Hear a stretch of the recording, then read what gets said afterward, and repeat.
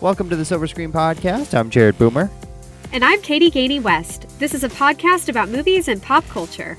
And today we are reviewing the new movie, The Menu, starring Anya Taylor-Joy and Ray Fiennes, also Nicholas Hoult, about people that go to a restaurant and bad things happen. So Indeed.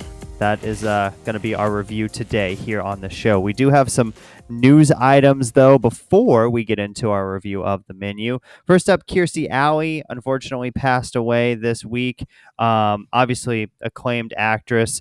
She unfortunately died of colon cancer, kept that a pretty private battle, and she was 71 when she passed away. Yeah, I was really shocked by that because I hadn't heard she was sick. Like, you're not kidding. That was so private. I had not heard one word about it. Mm-hmm. Yeah. Yeah. So RIP to Kirstie Alley. We also got some new trailers for some new Disney movies that'll be coming out very soon. The trailer for Guardians of the Galaxy Volume 3, and then also Indiana Jones 5. Now, I'm fine with Guardians of the Galaxy. I think if you want to keep that going, that's fine, I guess. Indiana Jones 5, I watched the trailer. I really don't know if this is going to be good or not. I hope it is, but I'm not sure. I don't really think anyone at Marvel cares about my opinion, so I don't think they're going to care if I want Guardians of the Galaxy 3 or not. I'm fine with it. I do think after 3, maybe they should chill. Like, I think that's enough. But also, I think we all know, not a Chris Pratt fan. But Indiana Jones, I also don't think we need this. But I do think he's a beloved character, and I'm more excited to kind of see what they do with it.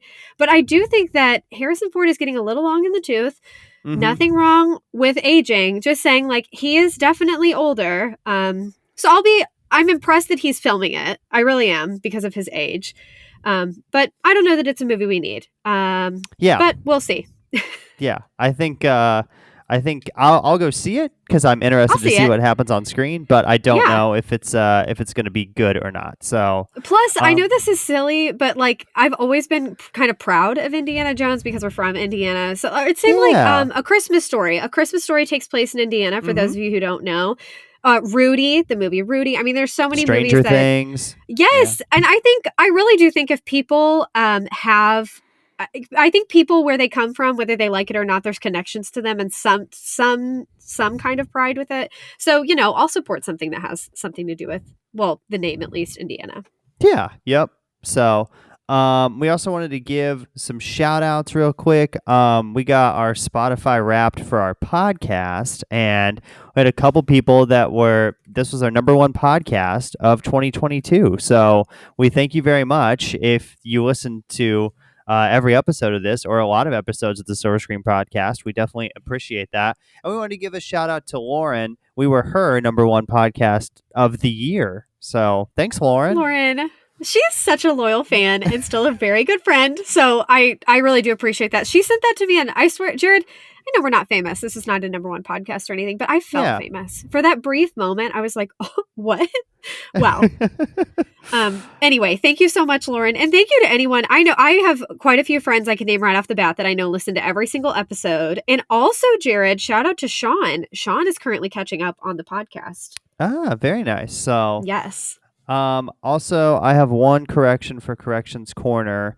Do tell. I was labeling the podcast episodes, for some reason, I numbered them wrong. So if you were going through your podcast app, I went from like 160 to 130 for no reason. But I fixed them all today, so they're all fixed. But if you were like, which one is the next one? It shouldn't be a problem now for you to figure that out. So, yeah. And you know what? Also, while we're just being transparent, this was a couple episodes ago, but when we reviewed Till, my friend Andy, he's wonderful. He actually, I could tell, he felt bad about letting me know this. But our description, we said, Till, we were talking about him visiting his cousins, and we said Missouri, but it was Mississippi, which we knew, and we accurately said that in the movie, but had typed it in wrong.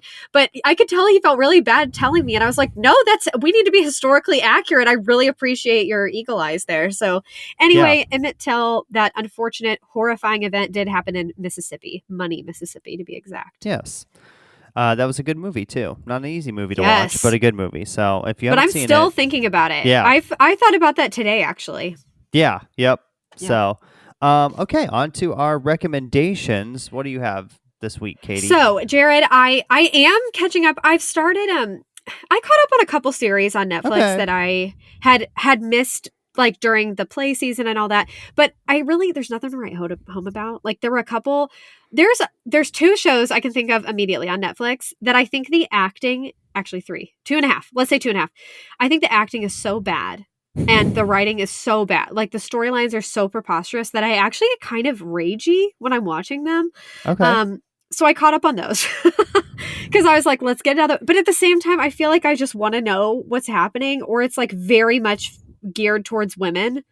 And then I have a lot Okay. of girlfriends that watch them. So I'm like, ugh, I have to watch it. But I'm not going to say the names because I don't want anyone to hate me. But if you listen to the podcast and you want to message us about it, more than happy to disclose there. Also, I did watch, though, one of those I really like is My Unorthodox Life. Have you seen it, Jared? I have heard of it, but I have Yeah. not watched it. So I don't think anyone even recommended it to me. I came across it like when the first season came out, but this is the second season. It's less than 10 episodes. I think it's 9 episodes, the second season. But I knew about the woman who was the owner or creative director or something, CEO, COO, something high up for Elite Model, which is like an agency in New York. And I knew about them because of shows like America's Next Top Model and other modeling things in fashion. Anyway, it's a fascinating show, especially if you're someone like me who's grown up with religion and care about that, but also have your own questions and issues with any of those organized religions. Because she left a Jewish, it was an Orthodox community, and she left because she felt women were very oppressed and treated horribly, which I would say, in my opinion, is absolutely accurate. Okay. So she left, and now she is not religious at all. But her family, she has 4 kids, and they have had different varieties of leaving it. And also some of them have stayed. And it's all about their life in New York and secular things versus Orthodox things. It's fascinating. Okay. Anyway, season 2 was out. It was great. I watched it in one day. Don't judge me. I was doing laundry and stuff, whatever. And then the only other thing, Jared, I did want to give the people what they want. I have an update on my reading. So this morning, December 6th, I finished my 90th book. And I know you're like, Katie, don't you want to read 100 by December 31st? Yes, which means I have to read a full book every 2.5 days to meet my goal of 100. So pray for me immediately. I'm going to do my best. I will not phone it in and I will not lie. If I don't make it, I'm going to tell you the truth. But honestly, it's my own challenge. Challenge accepted. We're going to see if I can do it. So, well, best of luck. So thank you so much. You can get there. So, thank you. My only recommend this week is I started watching a show on Hulu. I don't know if you've heard about this, Katie. It's a show called Reboot. It's a comedy. No. And it stars Keegan-Michael Key, Judy Love. Greer, Rachel Bloom, and Johnny Knoxville, of all people. What a cast! Are you kidding? And it's from the creator of Modern Family. So it came out a couple months ago, but I just never watched it. But I watched the first 2 episodes. Basically, what it's about is it's kind of like a meta comedy. So there was this show, I forget what the title of the show was, but like it was a former sitcom. And then what Hulu did is they decided to reboot it. So the show was like acting like, you're watching these actors reboot an old comedy that is now going to be on Hulu, but it's a show that's on Hulu. It's very meta. Interesting. Yeah. And it's kind of an odd little concept. But basically the comedy that they're kind of rebooting, I would attribute it to like a Full House or, Fresh Prince of Bel-Air or something like, like a show kind of like that. So, Got it. But again, I don't know where the season's going to go yet because I've only watched a couple episodes. But obviously, when you get those actors together, it's going to be pretty funny, especially if the guy that created Modern Family is, behind it. So, if you're looking for something, light to watch, then definitely check that out. I will say it's not family friendly. They do drop the F-bomb. There's nudity. So do not watch this with, kids in the room for sure. Not a Christmas, not a like home for Christmas vibe. No, probably not. Probably would not go home for Christmas vibe on this. But if you want to, watch it by yourself or with adults, that's probably perfectly fine. But I could see how you would turn it on and be like, oh, it's a comedy. It's on Hulu. How bad can it be? It's kind of raunchy. So Got it. Yep. Oh, Jared, I did think of one other news thing that I hadn't brought up. Have you been keeping up with this GMA, literally like an episode out of the morning show? I have like thing been that's happening? following a little bit. I know the two Whew! hosts got suspended, right? Or Yeah, I mean they probably should. yeah. Well, people got more upset because the gentleman TJ Hmm. has been apparently had another affair, Oh and my that didn't end gosh. well, and it was with Okay. a producer on the show. I think it's a producer. Now I don't want to correct it all. Just know it was somebody else on the show. So I think he's in hot water because of that, because this is now multiple colleagues and it's creating some turmoil. And both people are married, including him. So it's just kind of a mess. And so I do think a suspension is probably warranted. But it's just been crazy because I think my phone, I have news apps and stuff, and it caters to what you usually You look want to up, talk see? about, Yeah. whatever. Yeah. So I've been updated about this daily. And it's just crazy though, because it's shown clips of them reacting like the next 2 days, because they were on air 2 days this week after the news broke. And they're so awkward. And they're saying things like, yeah, definitely don't want this week to end. It's been great so far. And I'm like, you're on GMA. Why are you doing this right now? We're already all judging you. And you know what? I don't know. I don't know their personal details. I don't know if these people they were in their marriages about to get divorced. Maybe they've already started divorce proceedings. I don't know. But what it looks like to the outside world is that these two have been having an affair and it blew wide open and now they're caught and now other people are coming out of the woodwork and it looks very messy. But at first I really did think it was a stunt, because I was like, this sounds like something from the morning show. Like I thought, this can't be real. This is just like a joke, or this is something where this is coming out of the writer's room at the morning show, but I'm just getting an update because the season's going to come out soon. I don't know. But I do feel bad for all people involved, especially people who have been cheated on. But wow, it is, I guess it's one of those things where you're just glad it's not happening to you. Yeah, it's there's a lot of drama involved with that. So yeah, we'll continue to follow that situation about the GMA anchors, because that is just wild, honestly. It is.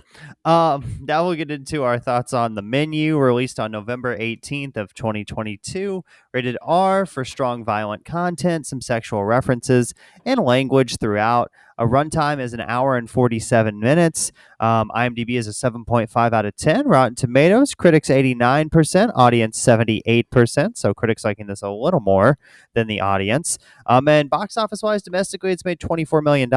Worldwide, it's made $47 million. I would say that's a pretty good amount for a movie of this type. I don't think it's one that you necessarily have to go see in a theater.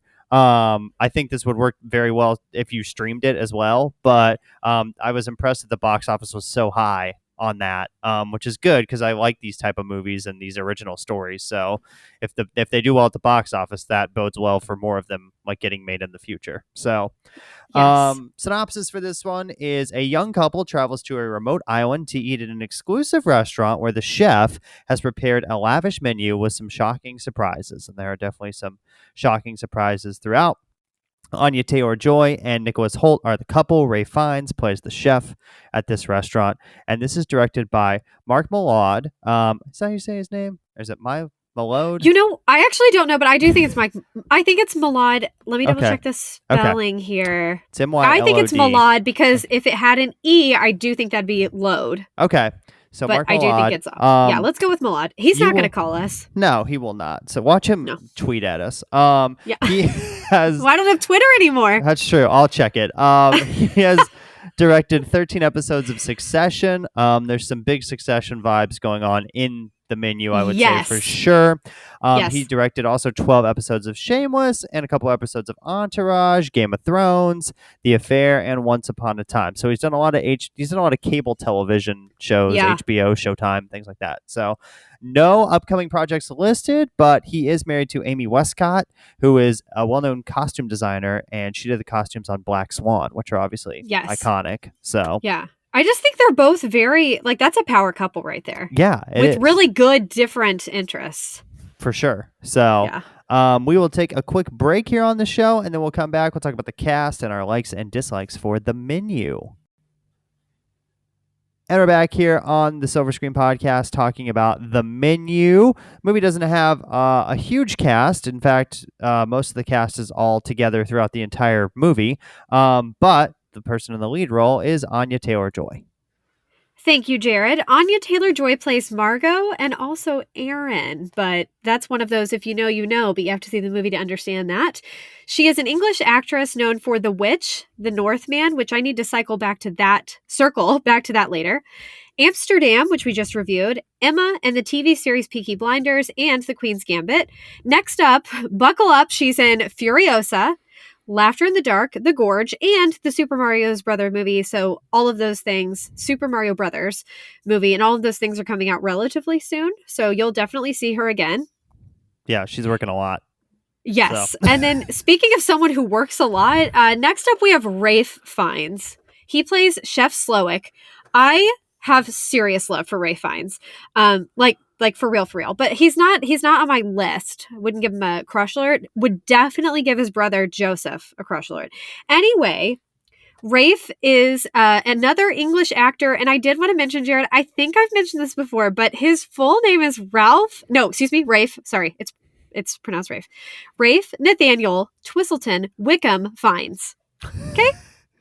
Also, he was born December 22nd, 1962, so just want to wish him a happy early birthday. He is known for the Grand Budapest Hotel, The Constant Gardener, Schindler's List, Coriolanus, playing M in the latest Bond installments, and we will forever remember him for playing Lord Voldemort in the Harry Potter franchise. Unbelievably, to me, he has been nominated for only 2 Oscars, which I was blown away. Those were for Schindler's List in 1994 and The English Patient in 1997. Next up, you can see him in Conclave, Farnsworth House, and The Wonderful Story of Henry Sugar. I don't know what any of those movies are about, but they sound like movies that he would be either. in just based on the title. So Exactly. Also, Jared, have you seen The English Patient? I don't know if I have seen The English Patient. Okay, it's so good, but so sad. But you know how I'm like Brad Pitt? There was a certain era where I was like, ooh, in his prime. You know what I mean? Yeah, yep. Well, let me tell you, Ralph Fiennes, number one hotness peak for me, English Patient. Okay, good to know. So, okay. The poster looks steamy. I'll say that much. It is. And I'm fairly certain it's based on a book as well, but I have not read the book. Could also be wrong about that, but again, I'm not going to look it up. Next up, we have Nicholas Hoult. He plays Tyler. He's another December baby. I didn't do this on purpose. His birthday is actually tomorrow, December 7th. He's also from England, so none of these people are from America in this movie, where they all have American accents. He is best known for Warm Bodies, Mad Max Fury Road, About a Boy, and X-Men Days of Future Past. Next up, you can see him in Nosferatu, Garfield, and Renfield. Okay. Well, very interesting. They're doing another Garfield movie? Okay. I know. I don't really understand. Well, I almost wondered if that could be about the president. Although, why would they do a movie about that president? But perhaps. Could be. But I didn't look. Sure. Thank you. And then this movie has an all-star cast. I absolutely mean this. Like, I know we say this about a lot of movies, but I recognized almost all of these people in this movie as well. So the rest of the cast includes Jane McTeer, Paul Adelstein, Hong Chow, John Leguizamo, Reed Birney, Judith Light, and Amy Carrero. Very nice. And they are rebooting Garfield. It's coming out in 2024. Do you want to guess who's voicing Garfield?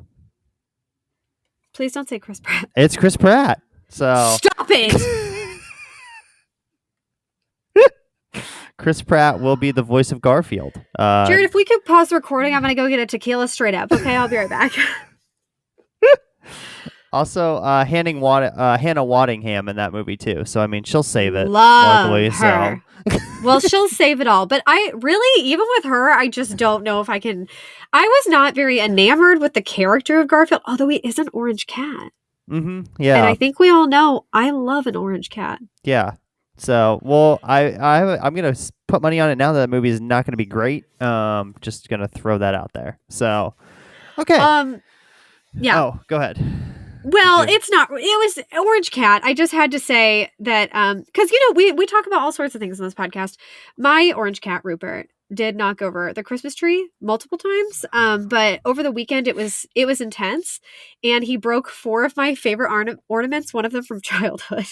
Oh my Um, gosh. Okay. very upset. They shattered. It was very upsetting. Some of them, my dad was like, I can fix them. Bring them home sometime and I'll glue them. And I was like, okay, Dad, that's fine. But I was like, I'm ready to abandon him. And then I thought to myself, would I abandon a child? And then I thought, no, I wouldn't. So I just didn't speak to Rupert for like a day. He knew I was very upset. He also bit me that day. Then we He was had, going through it. this was all Saturday. I had tickets to go see The Menu. Mm-hmm. I'd already paid to go. I was going by myself that day. I'd already paid for it, had to miss it because then I go downstairs where the laundry machine is and stuff. It was flooding. So then Oh. I was like, no, this can't be happening. No, no, no. And I was at this moment, I was getting stuff to put the ornament. I was putting the tree away. I was like, we're done. Nope. Christmas is over. So I started to take down the tree, all the ornaments that were not broken. And then the basement started flooding. And then I put another load in. I thought I had fixed the situation. It flooded again. So then I paid for a second ticket and went to see The Menu late at night. And then I absolutely had some wine after that. So that was Saturday. Wow. Okay. It was quite the fiasco, but I do want everyone to know I did not hurt my cat. I adore him. We have kissed and made up and everything's okay. But obviously, if anybody has any tips and tricks for how to keep cats away from your Christmas tree, please send them to me or Jared pronto. Really appreciate it. And now back to The Menu. So first like is that this is a good balance of a couple of different types of genres. It's got some, which I mean, you look at Succession, it's kind of the same thing in terms of balancing the genres. So this movie has equal parts comedy. It's got some thriller aspects. It's got some horror aspects, some drama aspects. There's a lot of different things going on in this movie. It's got even, I mean, I guess you could say it even has a little romance because Anya Taylor-Joy and Nicholas Hoult's characters are together in the movie, but not really that much. But it's got a lot of different things that it's doing throughout the movie. Yes, and I liked it too because I thought they did a really good job of weaving in elements of comedy when something like, because there was quite a bit of graphic violence in this movie. Mm-hmm. And so something awful would happen where you're like, I don't even know if this is a joke. And for me, I was like, why aren't these people reacting this way? I would be reacting this way. And kind of thinking as a viewer, as if I was in the restaurant or whatever. But then they would do something that was like funny, or they would distract you with another story. Or you said Anya, you know, she's with Nicholas Hoult's character for a while. And before he's awful, you know, it's kind of interesting, the dynamic between them. So I agree with you, Jared. But it was just, I liked the mixture and I thought they did a really good job of weaving those things all together. Another like I had is I like how this movie just starts basically. Like the movie begins, you have the characters there, they're getting on the boat to go to this restaurant. There's no like 20 minutes of, hey, we got a reservation at that restaurant tonight. Are you ready? Yada yada. And then you meet everybody kind of just, you know, before they get over there. No, it's like everybody's on the boat. You get quick introductions to everybody. But I think that works for the story too, because you don't know a lot about the characters, but here they all are sharing this experience together. And like you as the audience member, if you were in that situation, you would be in that same situation where you'd just be eating dinner with a bunch of people that you didn't know. So us as the audience is kind of feeling that same things in terms of there's all these people here that we don't really know who they are, what their motivations are, what their backstories are. But you learn that throughout the course of the movie. I had the same thought when it started. I was so excited that we were immediately in the action. And I also was with you. I liked that we didn't know a lot about the characters because that added that air of mystery where you don't really know why they all go. Initially, we find out Nicholas Hoult's character, Tyler, somebody else was supposed to come with him. And last minute, there was a switch. And that I felt like built tension. And also I was like, but what happened to that person? I did get the sense right away it was like an ex-girlfriend or something.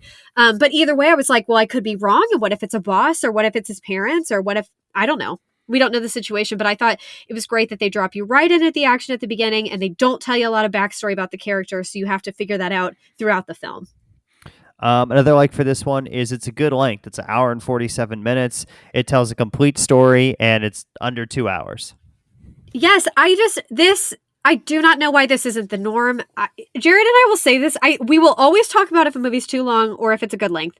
Now, we sometimes differ because for me, it kind of depends the content, the journey they take you on in the film.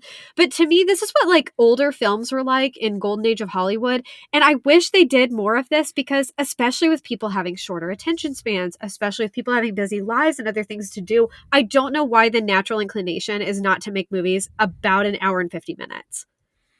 Yeah, I mean that's a really good length. I will say at no point in this movie was I bored. I thought Nope. that the scenes we were moving with a lot of pace throughout the film, and something was always happening, which made for a very interesting movie. But there was never a point where it really slowed down, and I thought, okay, I'm kind of bored right now. Let's pick it back up. There was never that point in the movie, and it kind of just builds throughout the entire movie. And you also have that mystery aspect where you're trying to figure out things as well, almost like kind of like Knives Out vibe, where you're like, okay, who did what here and why? How are all these people connected and that kind of stuff. So Yeah.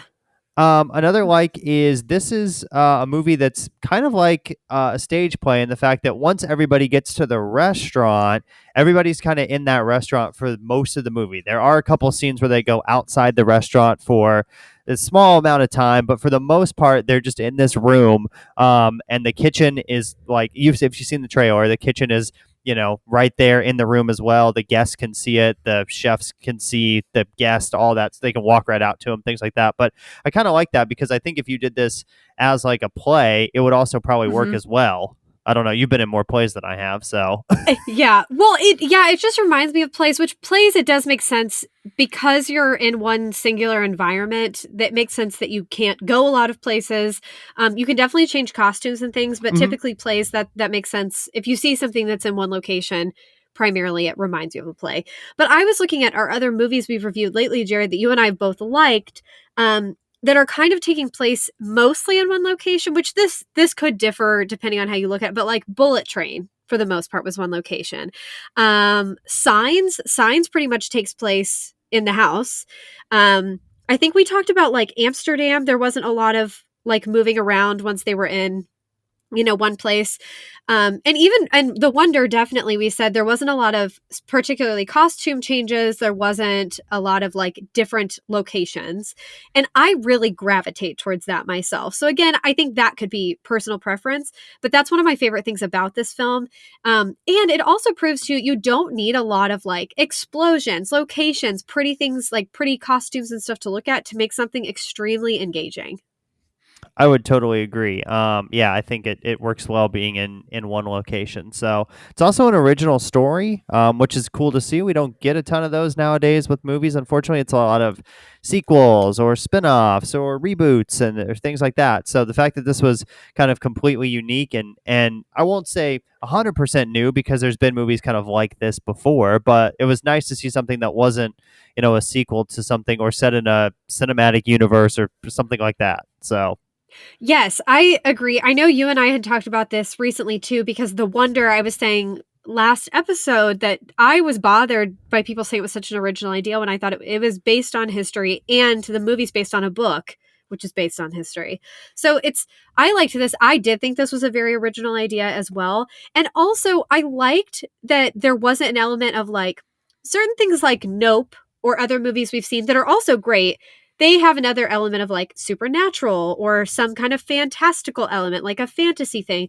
This didn't need any of that. This was just some people behaving badly, people with mental health issues, people with a bone to pick with somebody else, but it was all like psychological. So I really liked that it was all, for the most part, I don't know that I'd call them normal people, but human beings in one location, and you just see what happens when you put them all in this one room together. Also, another like for this movie is, of course, the food. It's called the menu, so the food has to look good, and there's various courses throughout the movie. Kind of you go through as an audience member the dinner just like the guests are going through it. So there's multiple courses. You get to see all this food. They name them different dishes. Some of the names they come up with for the dishes are funny. That's where part of the comedy comes in. Yep. But the food looked like extravagant just on the screen. The way they shot it and the way they prepared it. I mean, it looked just everything looked really delicious. Yes, the food was exceptional, and also part of one thing I liked about the food element was that a lot of these characters and the food was it's one of those things where I love to hate it. Like there were so many dishes that I was like, this is so annoying or so pretentious or gross. Or like the comments that people made, like, "Oh, I can taste that." I don't even know the words they were using, but it was one of those things where I was like, "I hate you," but I like love. I'm like, for lack of a better word, I'm like eating it up. I just thought that was so good. And then at one point, we're trying not to give many spoilers here, but at one point a cheeseburger is mentioned, and we see a cheeseburger. And all I could think about the whole evening and the next day was a cheeseburger. And I actually went out and got a cheeseburger before the end of the weekend because but they did a good job. I mean, that was like ingrained in my brain to the point where all I wanted was to eat one. And then also wine. So they paired wine, which I do love that. I love when you go to a place and they pair a wine or a drink, a cocktail, anything with your food. And at the theater I went to, I actually, after, again, Two Floods and the Christmas tree episode, I did get a glass of wine, but it was really nice because I already had one and they were talking about wine, and it just, I don't know, it like made it taste better. It was more exciting to like have that glass of wine while watching the film. I don't know. So I just think they did an excellent job with sticking to that topic of food, and then also really making you believe the food, taste the food, salivate over the food, and want what they were having. So another like that I had, these two things kind of go together, but Anya Taylor-Joy in this group of people is kind of the outsider, because you know that all these people are rich, they have a lot of money, they have social status, and she's kind of the one that's not that way. And I liked that you are following her the most as an audience member, and you're also feeling like you're kind of in the same boat, where you really are just kind of like, okay, I can't really relate to a lot of these people, just the way that she can't really relate to a lot of the people that are there around her. So I liked that aspect of it. But I also liked the little groups of people as well. You have like the three dudes that are the finance bros. You have, Hated them. kind of like a washed up actor in John Leguizamo, and I think his assistant, but also he's having a relationship with her. Maybe who knows? That's one of my questions. So, yeah. And then you have like these two people that are kind of food critics. The one lady is a food critic, but they are making all these comments about the food, and then you have this older couple as well. So I liked the dynamic there. There was a lot of different groups of people that kind of all came together in that restaurant. So yes, agreed. There was a really good mixture of people. I also enjoyed that. And I liked, I think you're right. They kind of like varied in outrageousness and how pretentious they were, how cultured they were. Their ages were different too. Mm-hmm. And I definitely, I think this goes with the food. I thought the acting was so good. Even if some of the acting performances, I'm like, it was fine. But the characters were written so well that for the most part, I hated almost everybody in that restaurant. I did like Anya's character. I couldn't relate to her very much. I related to her from a not being wealthy and not being born into that kind of society. But I didn't relate to a whole lot of her character. But I absolutely hated Nicholas Hoult's character. I hated him from the beginning. I mean, he didn't even have to have his moment where I was like, please die. You are worthless and I hate you. And I was surprised because of Margot at the time, Margot/Aaron, her character, I was surprised she even agreed to go out with him. Like, I was kind of like, what do you see in this guy? He sucks. So that really surprised me. I don't think that's an inconsistency about the movie, but it was definitely something I questioned from the beginning, where I was kind of like, how did you two meet and how did you get involved and why? Yeah, I would agree. So, and then Ralph Fiennes obviously gives a great performance in this movie. So good. A lot of movies he plays like a side character, but in this one he's playing, the lead or the co-lead, if you will, with Anya Taylor-Joy. And he's fantastic as this chef. He's menacing. Yeah. He's you can tell that he demands respect. And that he's kind of just scary and intimidating as well. But I think he plays the role really well. I mean, there's certain things he does throughout the movie that make you feel like a sense of tension whenever he's on screen or he's talking. You never kind of know what's coming next with him. And obviously the diners don't know the menu either, so they don't know what's coming next. Only he does. But he'll like clap throughout various points in the movie, which you see in the trailer, and that, startles people, and they're like, do you have to do that every single time? Like, so stuff like that. Just really, he definitely a presence on screen in this movie for sure. Yes.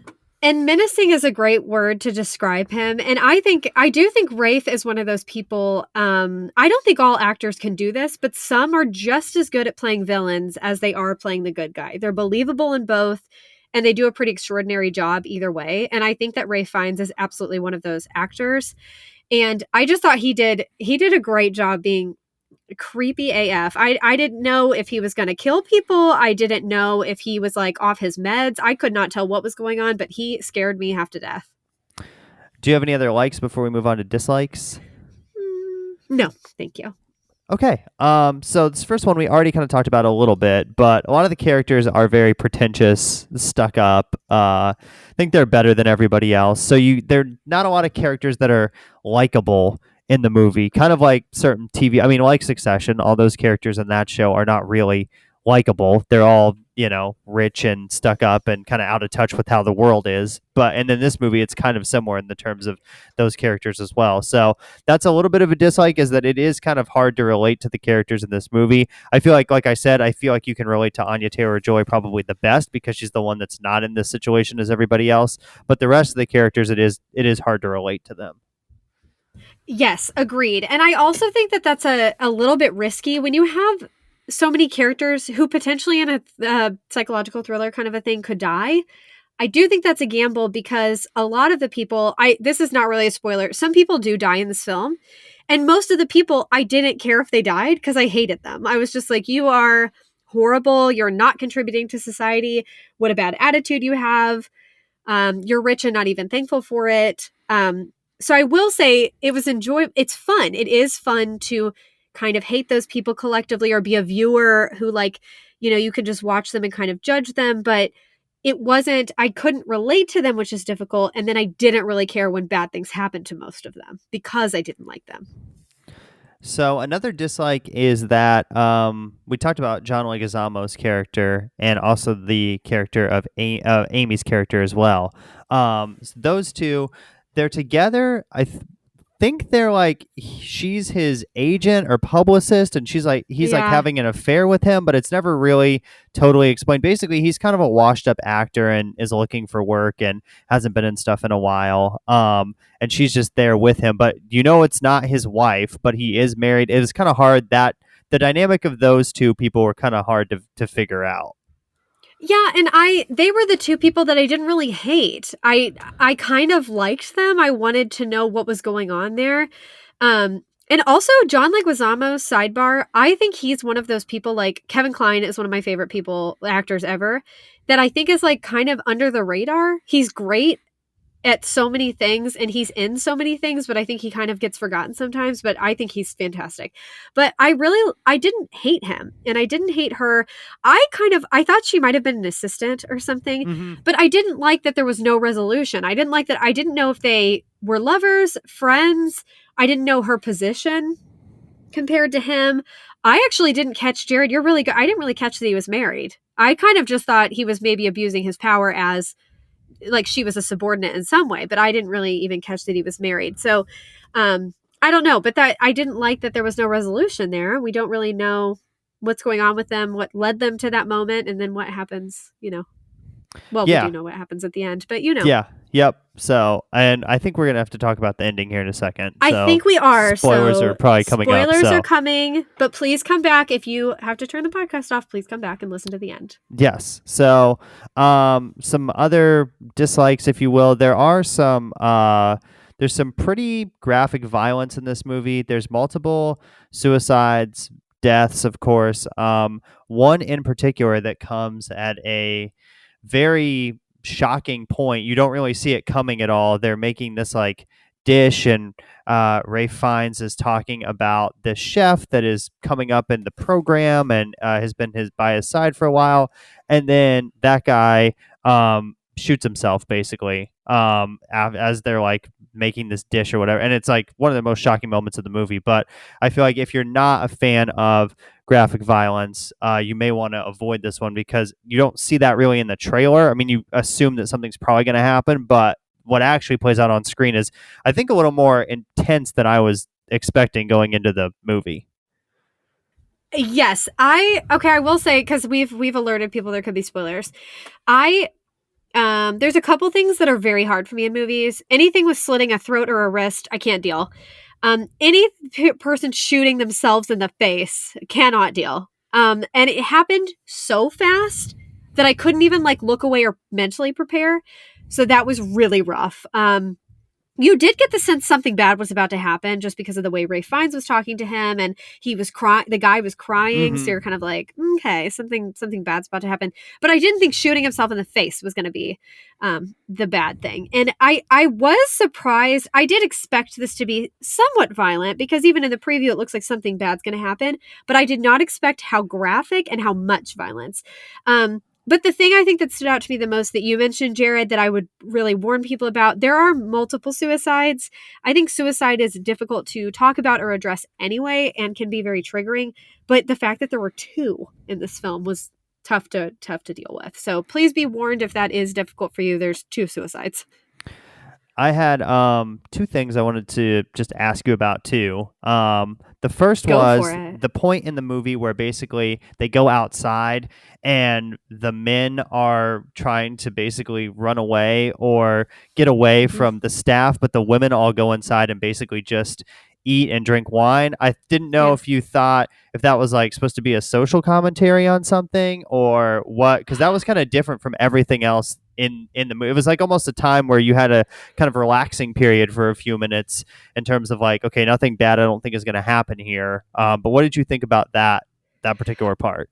What a great question, Jared. I did not, I will admit, I didn't think it was a social commentary on something, but now that you say that, I did notice that the men were kind of painted as bumbling idiots in this movie, which I love personally. But I did notice the men were kind of, cheaters and guys that are like abusing money and ungrateful and just scum. And the women had their issues, but you didn't just hate everything about them. You could kind of find some common ground. I didn't find them super relatable, but I could find common ground. The men I could not. But I will admit, when that was happening, I did not calm down. I didn't think, oh, we have a moment to breathe. I thought something very bad was about to happen and they were trying to like trick you into calming down. What were your thoughts? I thought that it was kind of interesting for them to just go outside for that period of the dinner. And I don't know, I thought it was nice to kind of get a moment with all the women on screen kind of having a conversation together. We hadn't really had that up to that point in the movie. And it's kind of a bonding experience too for the women in the movie in terms of maybe what they're thinking and what they're experiencing. There also is a point in the movie where everybody kind of understands the fact that they're probably not getting out of here. This is after that point has already happened. So I think they're just kind of accepting it and just, trying for the best basically. So I thought it was just, I don't know. I think I need to watch it again. Maybe I'd pick up some more things in that certain part, but I thought it was interesting that they decided to do that when everything else had been just kind of eating food and stuff like that. So yeah, I did like that the women bonded. I also liked that they found some humor in the situation. Like they were just like, let's just drink, and somebody was smoking. Like they just kind of calmed down. I don't know. But this whole movie, I kept thinking, I think my brother would really like this movie. I messaged him right after and I was like, I just feel like this is your kind of film. So the only other thing I wanted to talk about was the ending. Obviously, at the end of this film, what happens is the cheeseburger situation. Anya Taylor-Joy somehow breaks into Ray Fiennes' house and discovers that he used to work like kind of as like a short order cook at like a McDonald's or something like that before he became a very famous chef. And so she asks him for a cheeseburger. He makes the cheeseburger. She eats it, and then she's like, I'm not, she takes a bite and she's like, I'm not very hungry, if you could box it up for me. And the whole night she hasn't been eating the food, which is like pissing him off to no end. He cannot figure out why she will not eat the food. So that's just kind of the final FU to him before the movie ends. And then the end of the movie, she obviously escapes, but they make s'mores as the dessert. Obviously s'mores require fire. They set the whole restaurant on fire, and then everybody basically burns. And he says s'mores are an abomination. He thinks s'mores are like, it's a disgusting. I love a s'more, but you know what? I don't need the marshmallow. I'm not like a huge marshmallow fan. I'll eat them, but I would really gladly just melt some chocolate on a graham cracker and eat 12 of them. Be good. So that's just my thoughts.